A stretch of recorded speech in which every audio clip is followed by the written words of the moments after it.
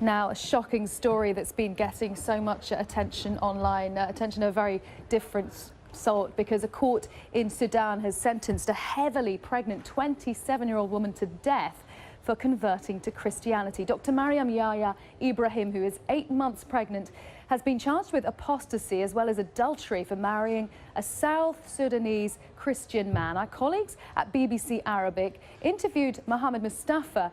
He's the lawyer of the woman. There are legal restrictions that prevent the punishment because she's pregnant. According to the law, no punishment is allowed until she gives birth and breastfeed for 2 years. Our strategy will be to challenge the verdict at the Appeal Court, the Supreme Court, and the Constitutional Court. We had several similar cases, but they were slightly different. The only similar case was that of martyr Mahmoud Muhammad Taha, who did not convert from Islam. His trial was basically a political one. Apart from that, there were those who claimed they were God or something, but no punishment was ever put in place. Well, Yusuf Taha's with me from BBC Arabic. Yusuf, I mean, this is a really shocking revelation from Sudan. Just tell us what we know about the woman herself. Well, we know that Dr. Maryam is a 27-year-old. She had a Muslim father, Sudanese father, and an Ethiopian Christian mother. When she was about 6, the father disappeared from their life, and her mother raised her as a Christian. So she'd been a Christian, according to her, all her life. Now, the Sudanese court ruled that on paper, on official documents, she is Muslim because she's born to a Muslim father, and therefore being a Christian makes her an apostate. That means she renounced Islam.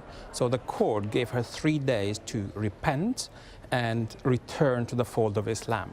When she was summoned today, the judge asked her if she had returned to Islam, and she said, no, I am a Christian and I've never converted to Christianity. I've always been a Christian.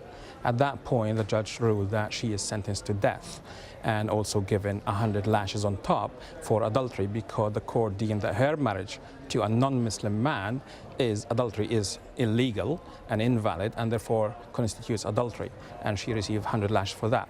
However, neither sentence can be carried out because she is pregnant, and under Islam she has to give birth first and then breastfeeds for 2 years before the sentence is carried out.